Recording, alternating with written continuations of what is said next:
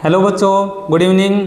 तो आज की क्लास में हम हरियाणा के टॉप 30 क्वेश्चन करेंगे। हमने पहले भी हरियाणा जीके के कुछ क्वेश्चन डिस्कस किए थे, उसमें हमने लगभग 20 क्वेश्चन डिस्कस किए थे और आज की क्लास में हम 30 क्वेश्चंस को डिस्कस करेंगे। ये सारे क्वेश्चन हमारे हरियाणा के अलग अलग एग्जाम्स में अलग अलग टाइम पे पूछे गए हैं और आगे भी संभावना है पूछे जाने की। तो देखो, फर्स्ट क्वेश्चन है हमारा, भिवानी शहर का नाम किसके नाम पे रखा गया है? तो 4 ऑप्शन दिए गए हैं, रानी बानी के नाम पर, अंबालिका के नाम पर, तारावती रानी के पुत्र रोहतास के नाम पर और छज्जू नामक किसान के नाम पे। तो हमारा ऑप्शन क्या आ जाएगा? हमारा ऑप्शन आ जाएगा ऑप्शन ए। हमारा ऑप्शन आ जाएगा रानी बानी के नाम पे। ठीक है, अब ये रानी बानी कौन थी?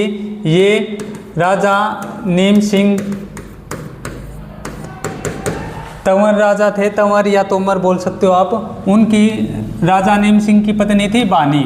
ठीक है, और उनके नाम पे भिवानी का नामकरण किया गया है। तो पहले ये नाम था बानी, फिर ये पहले नाम था शुरू में बानी, बानी से ये बना हमारा ब्यानी और अभी प्रेजेंट में क्या नाम है? भिवानी।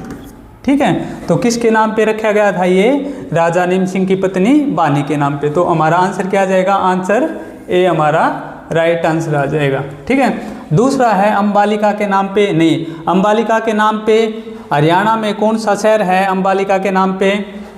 तो अंबालिका के नाम पे हरियाणा में शहर है अंबाला। कौन सा शहर है? अंबाला। अब देखो, ये अंबाला कहीं पे किसी थ्योरी में तो ये बताया गया कि भाई अंबालिका के नाम पे है, अंबालिका के नाम पे है। एक थ्योरी में एक राजा थे अंबा राजपूत, उनके नाम पे है। और एक थ्योरी क्या कहती है कि यहाँ पे आम के जो पेड़ हैं उनकी अधिकता ज़्यादा है, तो आम के पेड़ों के कारण इस जगह का नाम अंबाला रखा गया। ठीक है, तो ये तीनों ही आंसर होते हैं हमारे अंबा राजपूत के नाम पे। और इनमें से सबसे जो राइट आंसर है, या हम कह सकते हैं कि ज़्यादा जो करेक्ट आंसर है वो क्या है? अंबा राजपूत के नाम पे अंबाला का नाम रखा गया था। ठीक है, लेकिन कहीं कहीं पे हमें ये प्रूफ भी मिले हैं कि अंबालिका, ये कौन थी अंबालिका? ये एक रानी थी महाभारत के टाइम पे, इसके नाम पे अंबाला का नाम रखा गया था। अंबालिका के नाम पे अंबाला। ठीक है, तारावती रानी के पुत्र रोहतास, इनके नाम पे रोहतक। ठीक है, और छज्जू नामक किसान के नाम पे झज्जर। ठीक है, तो इनमें से इस क्वेश्चन का हमारा आंसर क्या आ जाएगा? रानी बानी के नाम पे। नेक्स्ट क्वेश्चन है हमारा, किस अभिलेख के अनुसार हरियाणा की राजधानी दिल्ली थी? अब देखो, इतिहास से रिलेटेड कोई भी जानकारी है हमें, उसका पता कहाँ से लगता है? उसका पता या तो किसी अभिलेख से, या किसी हमारा कोई साहित्य है, पुरानी पुस्तक है, पुस्तक से, सिक्कों से, इन चीज़ों से हमें इतिहास की जानकारी होती है और उसी के आधार पे हम अनुमान लगाते हैं। तो एक अभिलेख है जो कि राजस्थान के यहाँ पे लाडनू से हमें प्राप्त हुआ है, और उस अभिलेख में क्या बताया गया है कि जो दिल्ली है वो एक समय पे हरियाणा की कैपिटल थी। ठीक है, तो आंसर क्या आ जाएगा हमारा? डी। नेक्स्ट क्वेश्चन है हमारा, ममता खरब किस जिले से संबंधित है? अब देखो, सबसे पहले जो ममता खरब है ये कौन थी? ममता खरब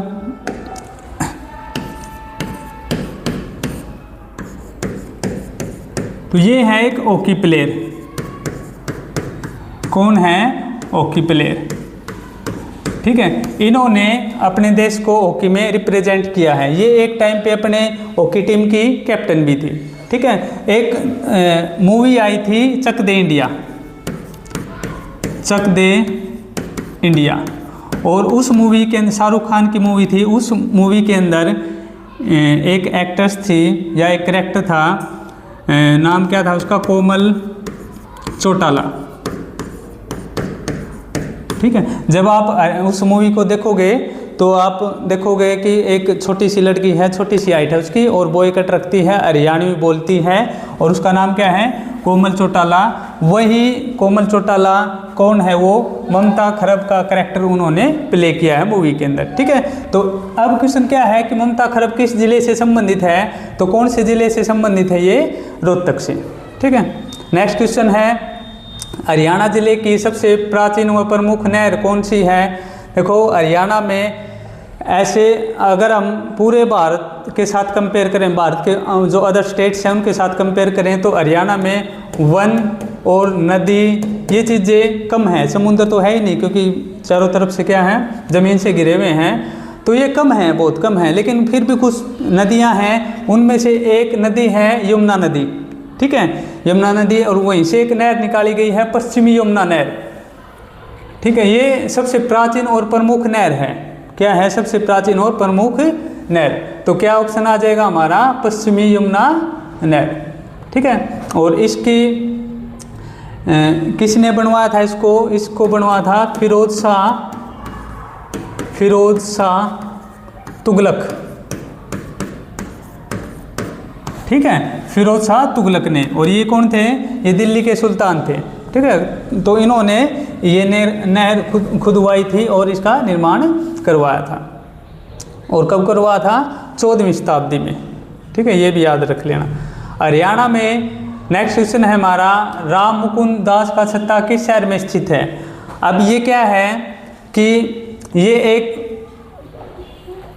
एक तरह का भवन है, ठीक है, एक बिल्डिंग मान लो छोटी सी, मतलब छोटी भी नहीं है, तो ये क्या है? एक तरह का भवन है। अब हरियाणा में राम मुकुंद दास का छत्ता किस शहर में स्थित है? कहाँ पे है ये है नारनौल के अंदर। कहाँ पे है ये? नारनौल के अंदर। इसमें क्या है कि हमने अकबर का नाम सुना है और अकबर के साथ रहते थे बीरबल, तो बीरबल भी यहाँ पे आते जाते रहते थे, तो उनके नाम से भी इस जगह को याद किया जाता है। तो कहाँ पे ही? नारनौल के अंदर। नेक्स्ट क्वेश्चन है, फरीदाबाद जिले में कौन सी प्रमुख नदी बहती है? तो क्या आंसर आ जाएगा हमारा? फरीदाबाद जिले में कौन सी? फरीदाबाद हमें पता है, जैसे ये हरियाणा है तो इधर पूर्व की तरफ है, और पूर्व में, हरियाणा के पूर्व में कौन सी नदी बहती है? यमुना। कौन सी नदी बहती है? यमुना, ठीक है। यमुना नदी के बारे में और थोड़ा सा बता दूं मैं, यमुना गंगा की सबसे बड़ी सहायक, या पूरे भारत में जितनी भी नदियां हैं उनमें से सबसे लंबी सहायक नदी है, सबसे लंबी सहायक नदी, ठीक है। लंबाई कितनी है? लगभग 1400 किलोमीटर, एग्जैक्ट 1365 किलोमीटर, ठीक है। जैसे ये गंगा है, ये माँ गंगा है, और इधर से ये निकलती है यमुना, और यूपी में इलाहाबाद नामक स्थान पे आके ये राइट साइड में गंगा में आके मिल जाती हैं, ठीक है। कौन सी जगह? ये कौन सी जगह है? इलाहाबाद, यहाँ पे आके गंगा में मिल जाती है। तो ये भारत की सबसे लंबी सहायक नदी है यमुना, ठीक है। तो ये कहाँ से बहती है? फरीदाबाद जिले से। बाकी इधर से आती है ये, और रास्ते में फरीदाबाद पड़ता है। तो क्वेश्चन के हिसाब से हमारा क्या आंसर आ जाएगा? हमारा आंसर आ जाएगा यमुना नदी। सरस्वती नदी विलुप्त हो चुकी है, ठीक है। नेक्स्ट क्वेश्चन है, हरियाणा में आलू प्रौद्योगिकी केंद्र कहाँ स्थापित किया गया है? तो कहाँ पे स्थापित किया गया है? ये स्थापित किया गया है नीलोखेड़ी करनाल के अंदर। कहाँ पे है ये? नीलोखेड़ी करनाल के अंदर। अब देखो ये जो इंस्टीट्यूट है, इसमें किस तरह से आलू की खेती की जाती है, या किस तरह से वहाँ पे क्या टेक्निक अपनाई जाती है? तो यहाँ पे एक टेक्निक होती है एरोपोनिक, ठीक है। क्या नाम टेक्निक का? Aeroponic technique. अब इस टेक्निक में क्या है, जैसे नॉर्मली क्या होता है, आलू ज़मीन के अंदर उगाए जाते हैं। यहाँ पे क्या है कि एक थर्मोकोल शीट ली, ये थर्मोकोल शीट, और इसको हवा में ऊपर बांध देते हैं। जैसे अभी मेरी हाइट है ना, यहाँ पे वो थर्मोकोल शीट लटका दिए जाते हैं, और उनमें आलू के जो प्लांट्स है या जो बीज हैं वो रख दिए जाते हैं। तो मैं बना के दिखा देता हूँ। यहाँ पे जैसे बीज रख दिए, अब जो पेड़ है यहाँ पे जड़ें नीचे की तरफ जाएंगी, और इधर ही आलू लगते हैं, आपको पता है, ठीक है। जड़ों में क्या होते हैं? आलू लगते हैं। तो ये जड़ें हवा में लटकी हुई हैं। कहाँ पे लटकी हुई है? हवा में, मिट्टी नहीं है यहाँ पे। और इस तरह से ये आलू लग गए।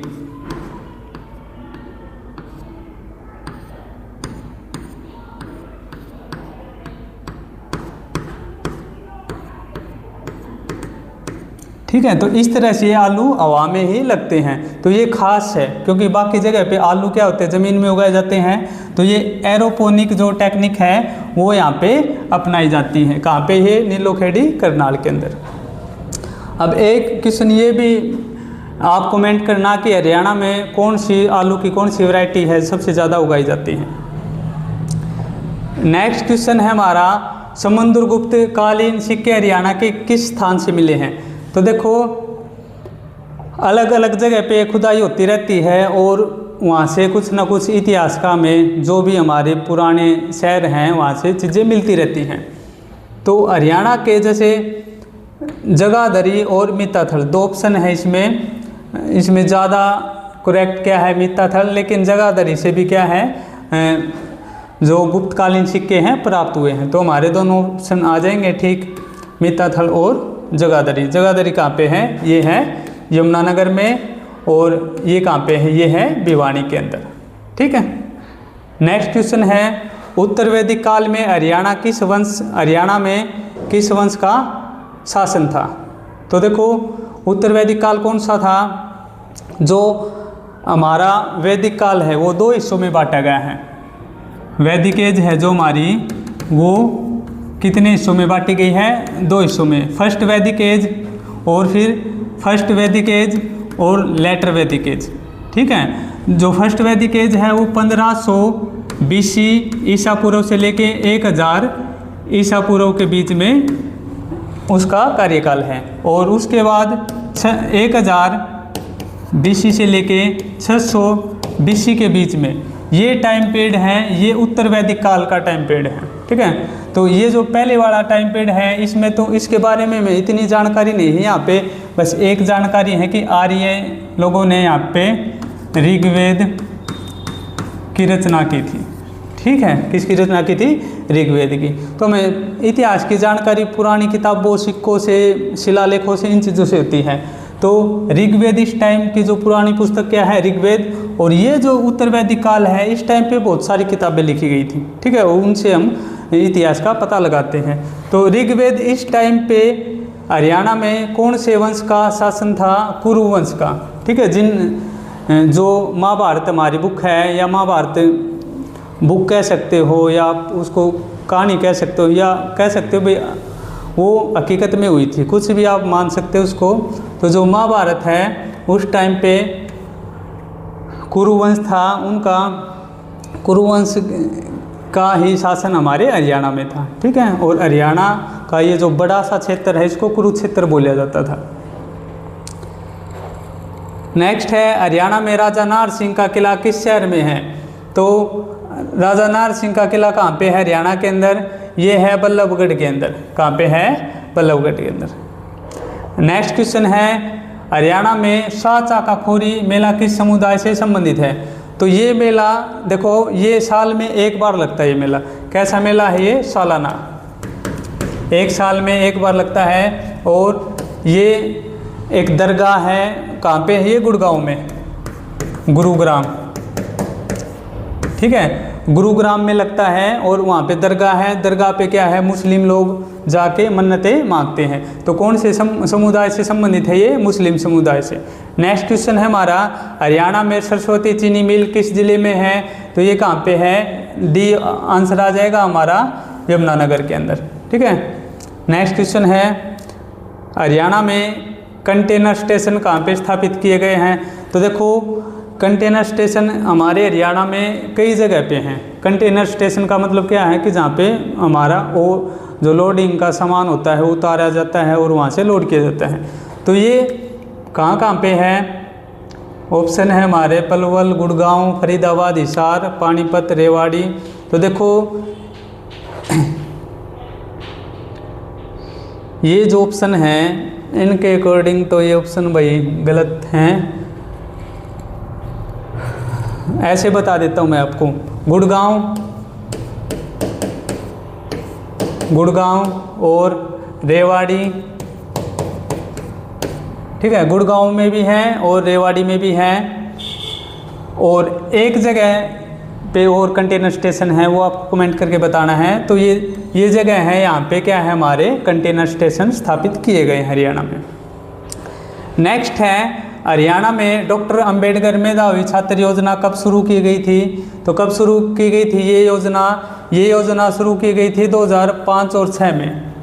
ठीक है, इस योजना के अंतर्गत क्या किया जाता है कि जो मेधावी छात्र हैं, इंटेलिजेंट बच्चे होते हैं, उनको स्कॉलरशिप के रूप में कुछ पैसे या कुछ सुविधाएं दी जाती हैं।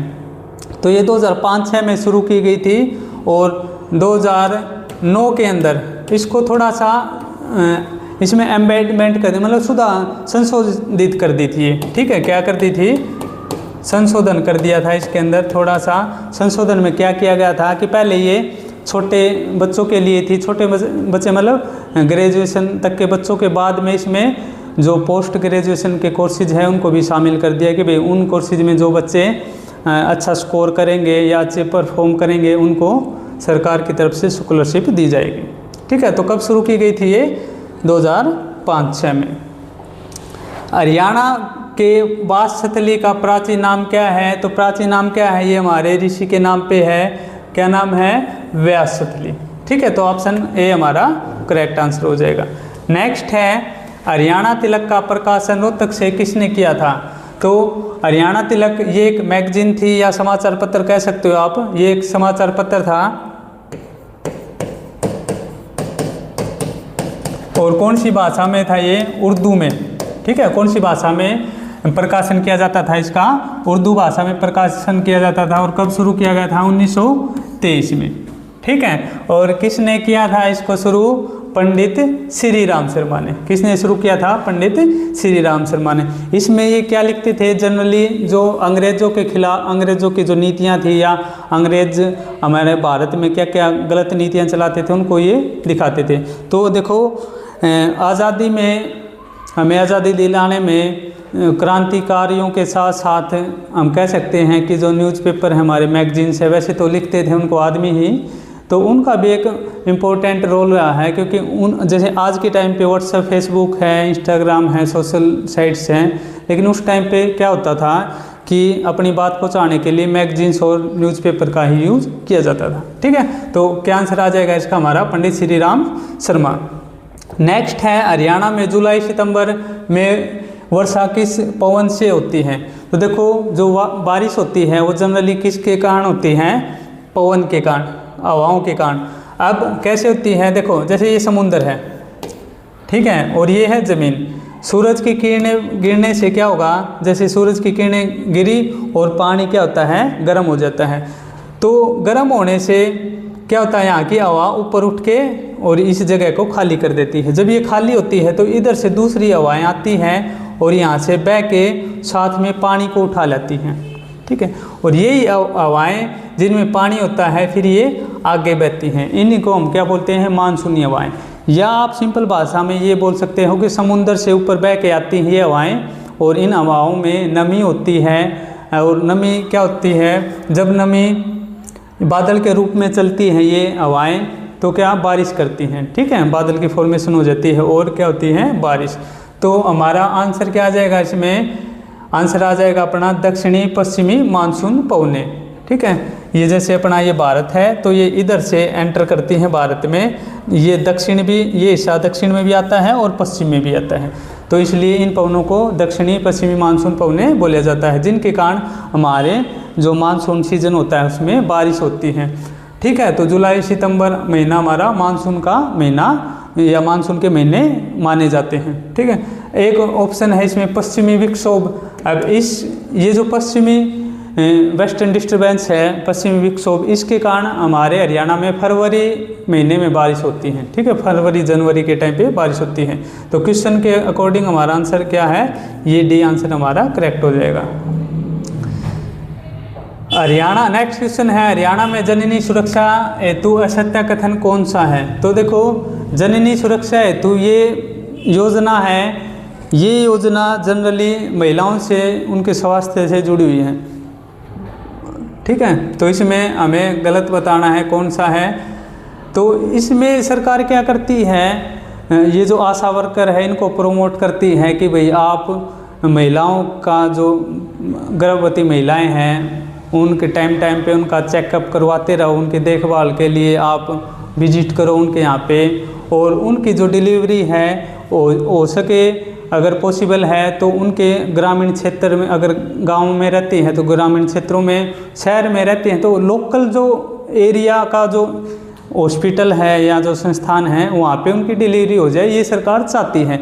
या फिर अगर स्वस्थ डिलीवरी है तो घर पे भी हो सकती है, इस चीज़ को भी सरकार प्रमोट करती है। ठीक है, तो ये इस योजना में ये चीज़ें हैं, सरकार इस चीज़ को प्रमोट करती है कि भाई बच्चे जो गर्भवती महिलाएं हैं उनका टाइम पे ध्यान रखा जाए और उनकी डिलीवरी है वो ख़राब ना हो, वो अच्छे से अपने लोकल एरिया में ही वो पॉसिबल हो जाए। तो देखो शहरी संस्था में 600 रुपये का भुगतान, ये गलत बात है, ऐसा ये नहीं है। शहरी संस्था में ये भुगतान है हमारा 1000 रुपये का। ठीक है, दूसरा है ग्रामीण संस्था में 700 रुपये का भुगतान, ये ठीक है। और अगर घर पे प्रसव हेतु 500 रुपये का भुगतान, ठीक है, ये भी सही है। तो ए ऑप्शन हमारा क्या आ जाएगा, ए ऑप्शन हमारा करेक्ट आंसर आ जाएगा। ठीक है, नेक्स्ट है हरियाणा में किसान मजदूर वर्ष कब मनाया गया? तो ये कब मनाया गया था? ये 2009 में बनाया गया था। कब मनाया गया था? ये 2009 में। तो हमारा आंसर सी आंसर करेक्ट आ जाएगा। नेक्स्ट है हरियाणा राज्य में कितने राष्ट्रीय उद्यान हैं? तो हरियाणा राज्य में कितने राष्ट्रीय उद्यान हैं? कितने हैं? ये हैं 2। ठीक है, कौन कौन से हरियाणा राज्य में कौन कौन से राष्ट्रीय नेशनल पार्क हैं? तो एक है सुल्तानपुर नेशनल पार्क,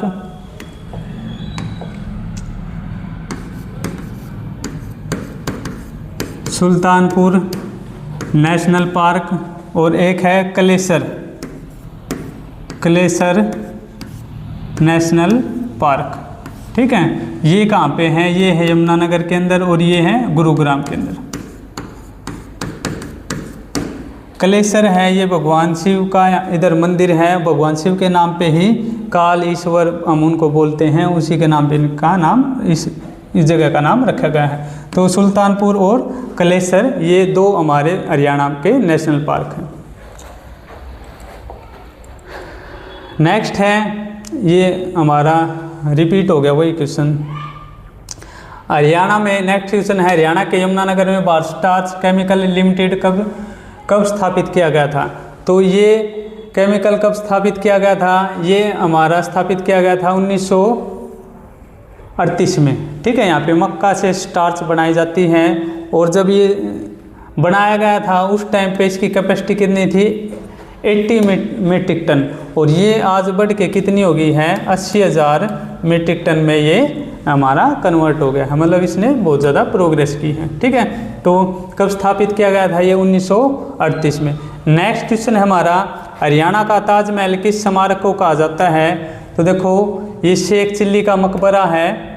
कहाँ पे? ये शेख चिल्ली का मकबरा ये थानेसर के अंदर है, कुरुक्षेत्र में। ठीक है, तो ये लगभग क्या है? ताजमहल जैसा थोड़ा थोड़ा दिखता है। वैसे तो ताजमहल एक अलग ही चीज़ है, लेकिन ये भी थोड़ा थोड़ा उस जैसा दिखता है। ये जो बिल्डिंग है उस ताजमहल के जैसी दिखती है, इसलिए हम कह देते हैं कि भाई हरियाणा का ताजमहल है। तो शेख चिल्ली का जो मकबरा है इसको हरियाणा के ताजमहल के नाम से जाना जाता है। कहाँ पे? ये थानेसर कुरुक्षेत्र में।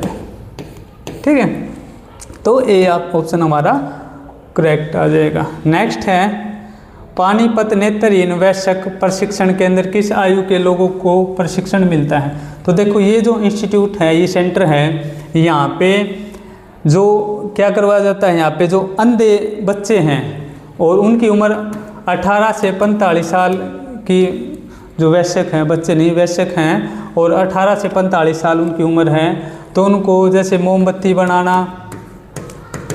मोमबत्ती बनाना या छोटा मोटा म्यूजिक सिखाना, पीढ़ा होता है अपने लोकल भाषा में बोलते हैं, बैठने की जो मुड्ढी पीढ़ा होता है, ये इस तरह की चीज़ें बनानी सिखाई जाती हैं। तो उनको ट्रेनिंग दी जाती है अंधे लोगों को। ठीक है, और उनकी एज कितनी होनी चाहिए? 18 से 45 के बीच में। तो हमारा आंसर क्या आ जाएगा? 18 to 45।